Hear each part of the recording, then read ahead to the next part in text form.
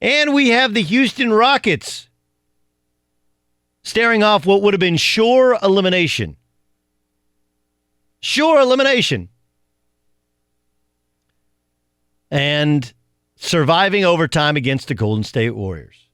So what happens when the Warriors lose a game that they probably should rightfully win? They had the ball, tie score, 38 seconds to go. KD holds the ball, comes down, shoots, and misses with 14 seconds to go. And then game goes to overtime. Steph Curry misses 2 layups. Klay Thompson misses a wide-open pull-up. And the Rockets get a couple of calls here or there and survive in overtime. What's left? Well, the finger pointing. In what could have been a series-sealing win, we end up trying to figure out, hold on a second, is Kevin Durant scoring too many points? Is it too much about Kevin Durant and not enough about Steph Curry? Why can't Steph Curry be Steph Curry? And then I think back and I said, well, over the last 5 years, we've heard he's hurt, he's tired, he's hurt, and now it's Kevin Durant's fault, right? It's KD's fault that against the Clippers at times, he was just a guy. And against the Rockets so far, he's at 18, 20, and 17 and kind of been just a guy. Right? Anytime Steph Curry is shooting in the mid-30s from the field and the 20s from three-point range, you start to go, what's wrong with Steph? You know, it's fascinating here. My daughter was printing out something at 7:45. We leave for school at 7:50. Her school starts at like 8:05. And I was like, what are you doing? She said, I got this history project and it wasn't, I don't know if it's taken care of, and it's a group project, and my people in my group, they don't do what they're supposed to do, so I'm printing this out just in case. I was like, oh, you had the whole weekend? The whole weekend to print these things out? But instead, you wait to 7:45, and then you start accosting me. Why doesn't our printer have ink? The printer not having ink is a solid question. Friday afternoon or Saturday afternoon, not on Monday morning. And so we're on the way to school, and I was like, hey, look, man, suck it up. If you don't have it in, get it in tomorrow. Go into a computer lab. You guys still have computer labs? Print that stuff out. Why, Dad, do we study history? I don't care about Roman history. Well, so we're not doomed, or is it deemed, to repeat it, right? Let's study Steph Curry historically. I've told you this and no one else has said it. Sure, Kevin Durant left a team that was up 3-1 and lost to the Warriors. But he was also joining a team that, like, the 73 wins did not mean they were the greatest team we had ever seen. It just didn't. Even the year before when they won a championship. If you go back and remember, every team they played in the playoffs that year did not have their point guard for at least 2 games. Drew Holiday didn't play 2 games. Mike Conley didn't play 2 games. Remember, they didn't play the Spurs that year. They didn't play the Clippers that year. And when they played the Rockets, Patrick Beverley didn't play. And that wasn't the Rockets now. It's the Rockets. They didn't play. And then they got to the finals, and Kyrie got hurt in overtime of game 1.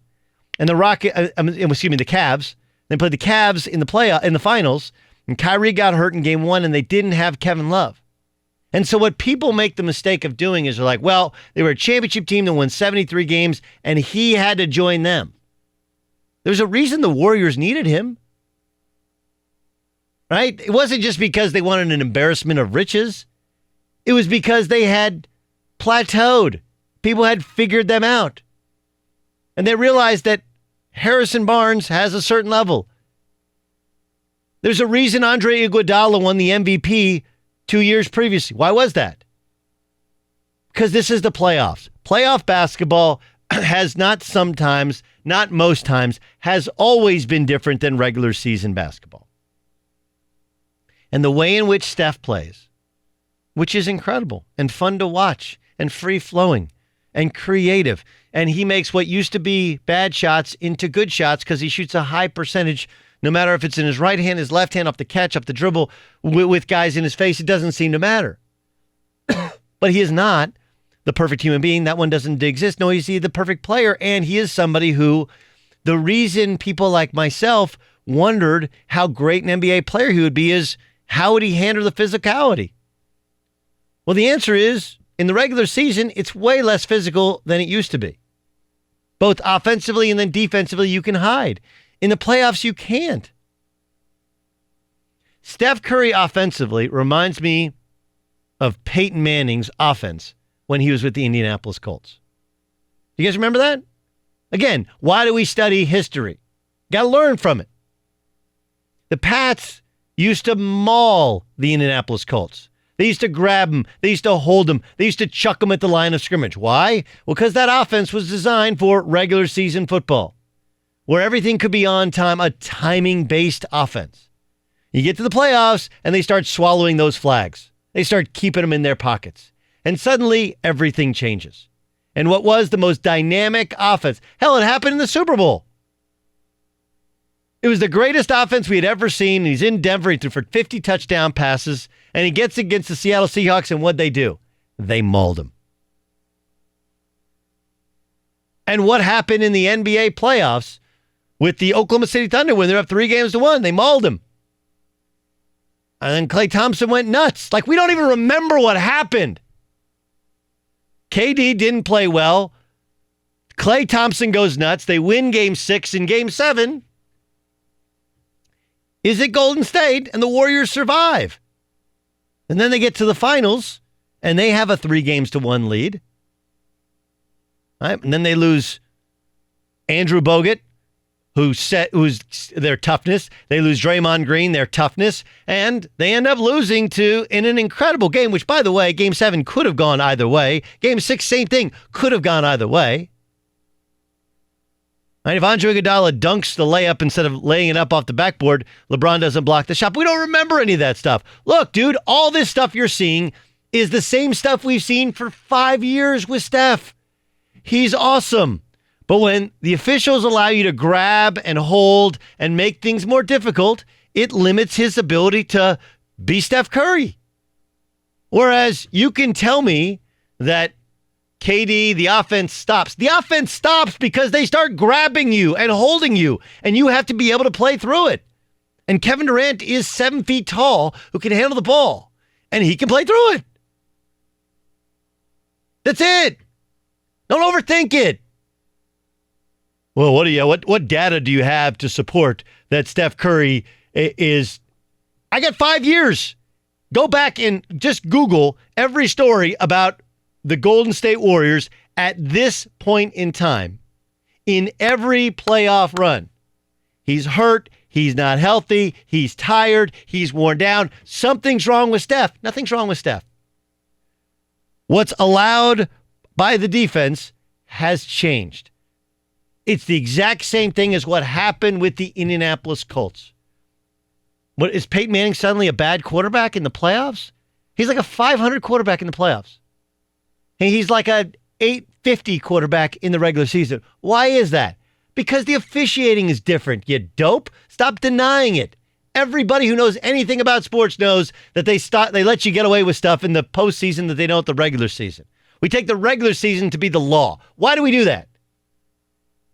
Who had the best record in the regular season in the Eastern Conference last year?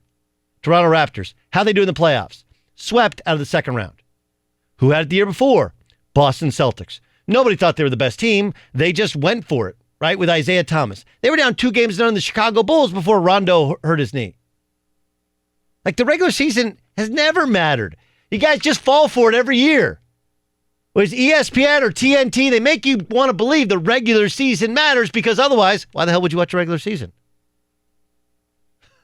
No possible reason. Guys don't even play some of the regular season games. So don't give me the regular season record with Kawhi Leonard and without Kawhi Leonard. Like, I don't care. I heard Colin Cowherd talk about, what was it? Kawhi Leonard doesn't make anybody better? Does he not have cable? He's guarding the other team's best player, shutting him down, and scoring seemingly at will, shooting a high percentage, and he's a very good rebounder.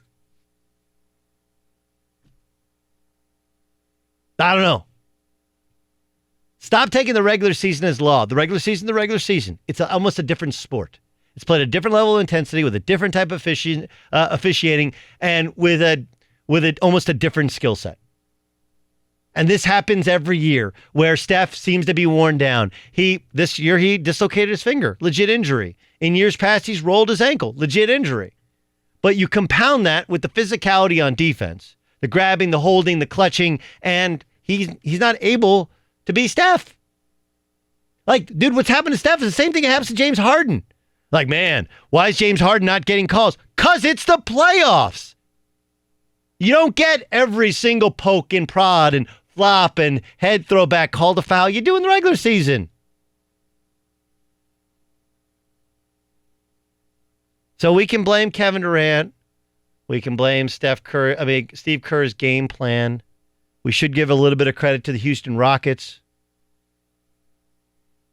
But when a guy who has performed at or above the level of every great player in the NBA struggles at this point in time in the playoffs for 5 consecutive years to look like the same player, you have enough data to support the argument that the playoffs are different and his style does not benefit from the officiating that changes in the playoffs. The same could be said for Peyton Manning for years. And if you don't see the correlation, you're just not watching the sport. It's officiated differently because everybody says, well, the playoffs, you got to be a man, be tougher. And we get tired of seeing penalty flags, and we get tired of seeing fouls called. And we want to see the best of the best, and this is how we determine what it is.